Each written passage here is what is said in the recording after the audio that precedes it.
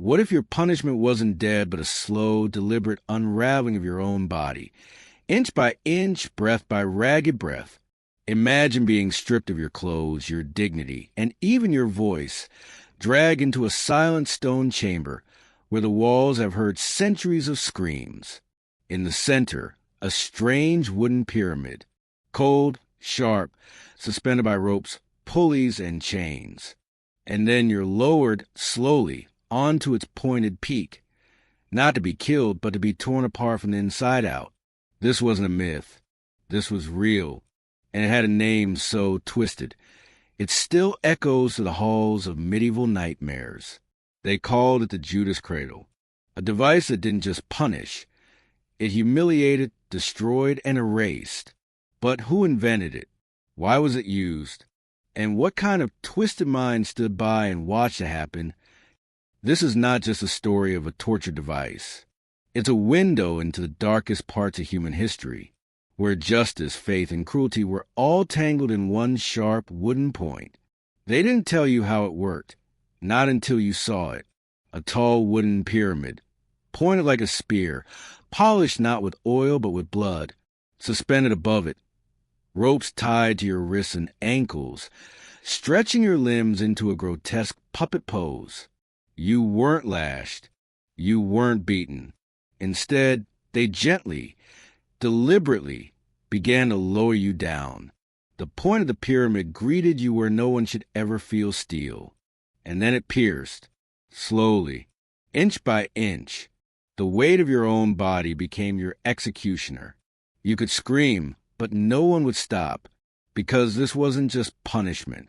This was a message. Obey, or become the next soul torn from within. Medieval Europe was not built on justice. It was built on fear.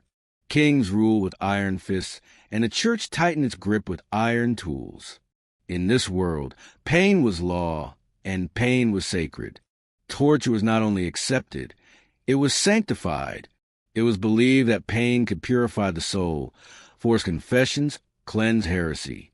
So they built devices like the rack, the pear, the Iron Maiden. But the Judas Cradle? It wasn't like the others. It didn't kill fast. It didn't even spill much blood. It killed slow, invisibly, cruelly, as if trying to erase your existence from the inside out. You might be curious, where did it come from? Historians trace the first accounts of such a device to 15th century Italy, though whispers of similar tools existed across Spain and France. Some say it was invented during the Spanish Inquisition, a time when paranoia disguised itself as piety. Others claim it originated in the private dungeons of the nobility, used not on criminals, but on political enemies, disobedient wives, or those who dare to defy church doctrine. No name is attached to its creation. No craftsman ever signed his work. The Judas Cradle emerged from shadow, as if hell itself had lent a hand. Its design was simple yet diabolical. A heavy, triangular wooden structure, often reinforced with metal at the tip, mounted on a frame.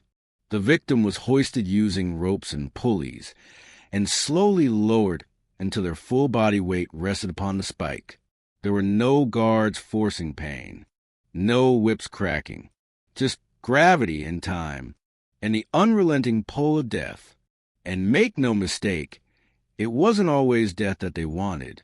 Sometimes they wanted the confession, a name, a plea, a betrayal. Victims, desperate to stop the searing pain in their pelvis, would cry out lies just to be lifted from the spike. Others died of shock, hemorrhaging, or infection as filth entered their body through wounds never meant to be exposed. Some lingered for days, hovering between life and death. Even when released, they were never the same. Men were made sterile, women unable to walk, minds shattered. The cradle didn't just scar flesh, it unwrote people. Yet the identities of these victims remained shrouded in silence, because those victims are not always murderers or thieves. Many were simply suspected heretics, those who questioned religious authority. Others were accused witches, Women whose only crime was healing herbs, strange dreams, or independence. Some were homosexuals. Some were foreigners. Some were simply unlucky. Once accused, guilt was assumed. The cradle didn't ask whether you were innocent. It only asked how long you could endure. And the crowds, were they innocent onlookers or willing witnesses to something far darker? Yes, in some cities, such punishments were public. Crowds would gather. Children would peek between fingers. Clerics would recite scripture. And as the victim was impaled by their own weight, the crowd would nod in approval. Justice, they called it. But was it justice? Or was it a performance of control? What's more terrifying is how calmly these devices were used. They were not wild instruments in chaotic wars. They were routine part of state procedure. A document would be signed, a rope pulled, a life destroyed, all within the confines of law. That's what makes the Judas Cradle so haunting. It wasn't created by madmen. It was created by civilization. Even more disturbing is the role of religion in this horror. Many of the worst tortures in history were carried out in the name of salvation. The church believed pain could lead to repentance, that a broken body could save a sinful soul. Inquisitors believed they were delivering divine justice by shattering men from the inside out. There are tales, whispers passed through the centuries, of individuals who faced the Judas Cradle and lived to speak of it. One account from a Florentine prisoner spoke of being hung above the pyramid for hours, trembling, as they slowly lowered him until the pain made him cough blood. He confessed, not to heresy, but to anything they asked: names, places, lies. Truth didn't matter. Only pain did. In those rare moments when death was cheated, what kind of life was left behind? They were left mutilated, their internal organs damaged, their reproductive systems torn. Some were left unable to sit for life. Others went mad. A few turned to suicide. But the message endured: resist and this is your fate. Compared to other devices, the Iron Maiden, which encased victims in spikes, or the rack, which pulled limbs from sockets, the Judas Cradle was unique. It didn't work by tearing the outside. It attacked the inside, the most intimate, personal violation imaginable. It made your own body a weapon against itself. It wasn't just physical pain.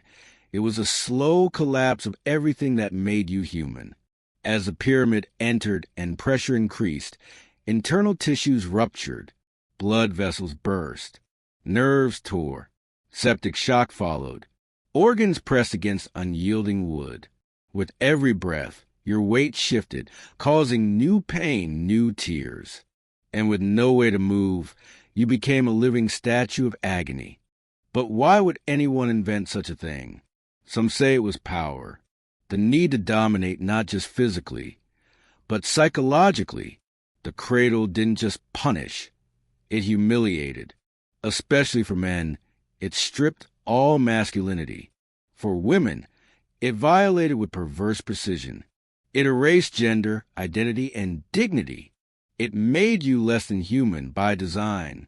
Eventually, as Europe moved toward the Enlightenment and human rights began to emerge, such devices were hidden, buried, destroyed. The Age of Reason couldn't explain such madness. The Judas Cradle became a dark whisper in museums and old texts. But some say secret police forces, black site prisons, and underground regimes still use techniques inspired by its philosophy: invisible pain, internal damage, psychological annihilation. But here's the chilling part. Some historians debate whether the Judas Cradle even existed as described, or whether it became larger in legend than in reality. Were the drawings real? Were the tales exaggerated? Or was it simply too terrifying to believe? But whether myth or fact, one thing is certain: the fear was real, and so was the message it sent. Because the Judas Cradle is not just an artifact. It's a mirror, showing us what happens when cruelty becomes law, and when pain becomes a language. The Judas Cradle wasn't the only monster lurking in medieval torture chambers. It was one of many, but it stood out for its method. To understand its true place in the history of cruelty, we must place it side by side with the other infamous instruments of pain and ask, was it the worst? Take the rack, for example. A wooden frame with rollers at each end, the victim's wrists and ankles tied, then stretched until joints dislocated and muscles tore. The pain was excruciating, and the body never healed the same, if it healed at all. The rack screamed of brutality, loud and chaotic. But the Judas Cradle whispered, slow and intimate. It didn't rip you apart. It made you do it to yourself, with your own weight. Then came the Iron Maiden, a human-shaped sarcophagus lined with spikes. Popularized in Gothic fiction more than actual practice, it symbolized silent terror. You were closed and impaled and left to die. But historians now believe it was more myth than method. Unlike the cradle, which was horrifyingly real, the pair of anguish was smaller, but no less sadistic. Inserted into the mouth, anus, or vagina, it would be expanded via a screw, tearing soft tissue apart. Yet its damage, though severe, was abrupt. The Judas Cradle was slower, more personal. It combined physical pain with complete destruction of dignity. And then there was the breaking wheel, the strappado, the brazen bull, each terrifying in its own right. But most had one thing in common. They were designed to kill. The Judas Cradle, however, was designed to break you without immediately ending your life. And that's what sets it apart. Because the most terrifying torture isn't always the loudest. It's the one that lasts, quiet, invisible, unforgettable. Still, as we line these horrors side by side, one question remains unanswered. Was the Judas Cradle real, or was it exaggerated by time and imagination? Let's peel back the myths and dig into the evidence. For all its terrifying detail, the Judas Cradle exists in a strange space between confirmed history and whispered legend. Unlike many medieval torture devices, we have very little direct documentation of its use. No official blueprints, no royal decrees, no trial transcripts clearly stating the accused was placed upon the cradle. And so, a debate lingers. Was the Judas Cradle truly used, or has history embellished its terror? Some historians argue yes, it was real, though rare. They point to preserved versions of the device in European torture museums, to woodcut illustrations from the 16th and 17th centuries, and to second-hand accounts from travelers or inquisitors. These sources, while not always first-hand, point to a broader system of pain, where devices like the cradle fit all too well. After all, the anatomy of the device is logical in its cruelty, and it aligns with known interrogation methods of the time, slow, humiliating, and painfully intimate. But others remain skeptical. They suggest the Judas Cradle, like the Iron Maiden, may have been a product of later imaginations, created during the 18th and 19th centuries, when sensationalism around medieval torture was at its peak. During this period, Europe was obsessed with painting the past as barbaric, and many devices now on display in museums were either recreations or inventions built to satisfy public curiosity, not historical accuracy. Still, whether used widely or not at all, the idea of the Judas Cradle holds power, because its true horror may not lie in what it did, but in what it represents, a symbol of how far the human mind can go when pain becomes a tool for power.